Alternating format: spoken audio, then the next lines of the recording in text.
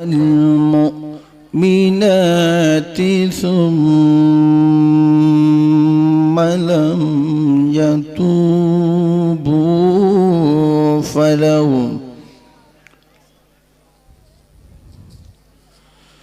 فلهم عذاب جهنم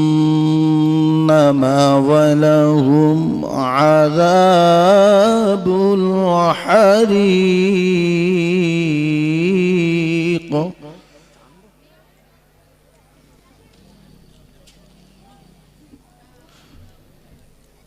فلهم عذاب جهنم ولهم عذاب الحريق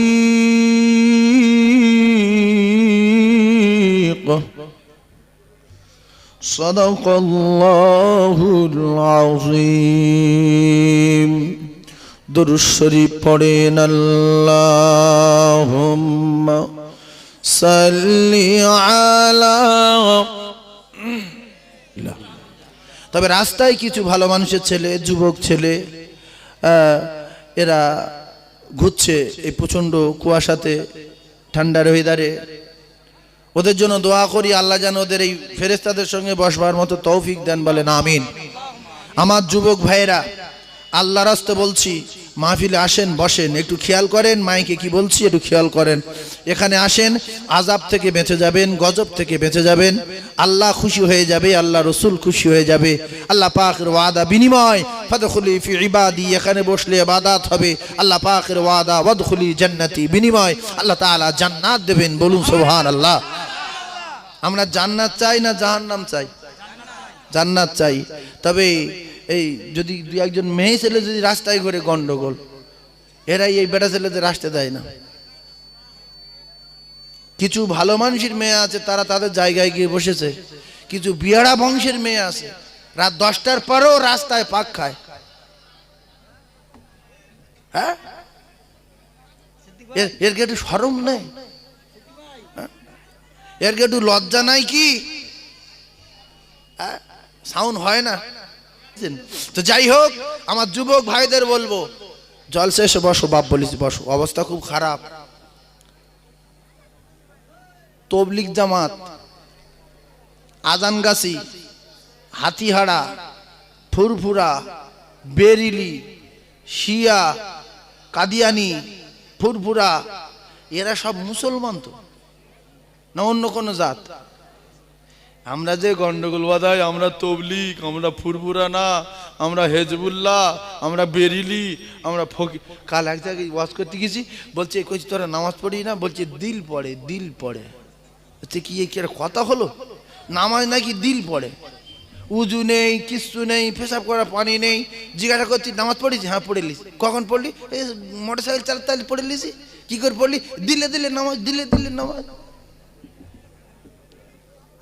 আচ্ছা, নবীকে আল্লাহ পাঠিয়েছেন তামাম মানবের শিক্ষক করে, ইন্নামা বুইস্তু মুআল্লিমান। আল্লাহর দোস্তকে তামাম মানবের শিক্ষক করেছেন। আল্লাহর দোস্ত তো নামাজ পড়েছিলেন, দিলে দিলে না প্রকাশ্য জাহিরি?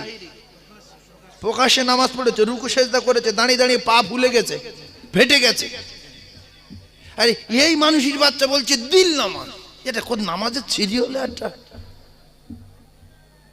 পড়িস না, ভালো লাগে না, সে কথা বলতে আমরা নামাজ টামাজ মানি না, পড়ি না। ফালতু একটা কথা বলছিস কেন? দিলে দিলে নামাজ, দিলে দিলে নামাজ। এবারে আসেন, আমি এতগুলো দল মতের কথা বললাম কেন? আপনারা একটু ভাবেন দিন দেখি, ফেতনা না করে একটু ভাবেন। এই কাদিয়ানি, বেরিলি, আজানগাছি, হাতিয়াড়া, আপনার কিনা মশিয়াড়া, এই সেই যত আছে, এরা সব মুসলমান। আপনারা জ্ঞানী মানুষ, শিক্ষিত মানুষ, বুদ্ধিজীবী, সায়েন্স যুগের মানুষ, কম্পিউটার যুগের মানুষ, মোবাইল যুগের মানুষ। এক কথায় বিরাট ব্যাপার। বিরাট ব্যাপারটা কি? আমরা উম্মতি মুহাম্মাদি, এটাই বিরাট ব্যাপার, বলুন সুবহানাল্লাহ। এখন আমাদের সরকারের তরফ থেকে ভারতবর্ষের জমিনে এরা কিন্তু কাদিয়ানি, হাতিয়াড়া, আজানগাছি, তবলিগ জামাত, আলে হাদিস, বেরিলি, শিয়া, এ সমস্ত কিছু দেখিনি। এরা শুধু দেখেছে মুসলমান। এরা কি দেখেছে? মুসলমান। কে বলো? আমরা আমরা আমরা তবলিগ জামাতের লোক, আমাদের ওদের সঙ্গে জুটিয়ে দাও, আমাদের বাদ দিও না, আমরা মুসলমান না, আমরা ফুরফুরার লোক, আমরা মুসলমান না। আল্লাহর কসম, মুসলমানদের উপরে গজব আসছে। ঈমানওয়ালা যারা হবে, আল্লাহ রাব্বুল আলামিন কথা দিয়েছে, তাদের কোনো চিন্তা নাই, আমি আল্লাহ কথা দিচ্ছি, বলুন সুবহানাল্লাহ।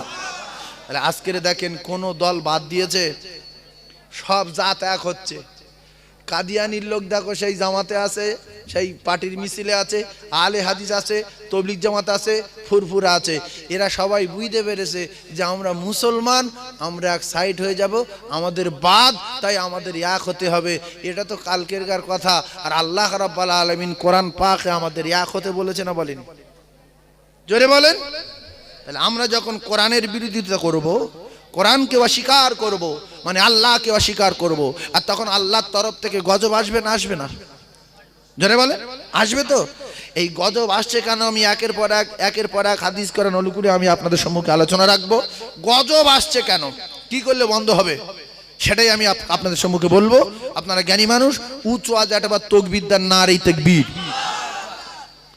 কিছু ছেলেরা ইয়েতিমের মতো বুকে হাত বেঁধে আর ঠান্ডায় ঘুরতেছে।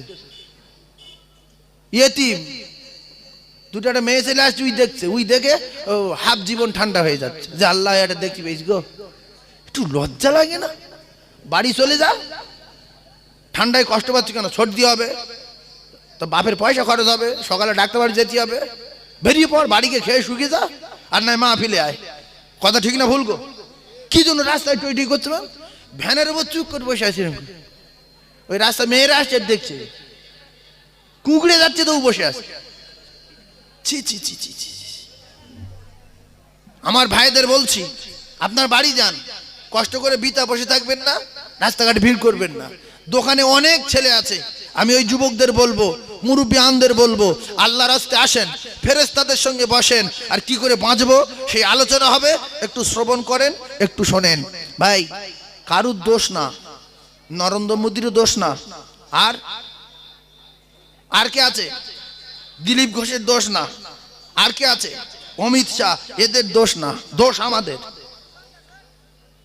এতদিন বলেনি কোন রাজা, কোন বাদশাহ, কোন নেতা, আজকের বলছে কেন? আমাদের উপরে জালিম বাদশাহ নিযুক্ত হবে, গ্যারান্টি। একটা মহল্লায় দেখা যাচ্ছে 1000 মুসলমানের বাস, যেখানে সেখানে 100 মুসল্লি 5 ওয়াক্ত মসজিদে নামাজ পড়ে না। তাহলে এরা বাঁচবে কি করে বলেন? এরা বাঁচবে কেন? আল্লাহ এদের বাঁচাবে কেন?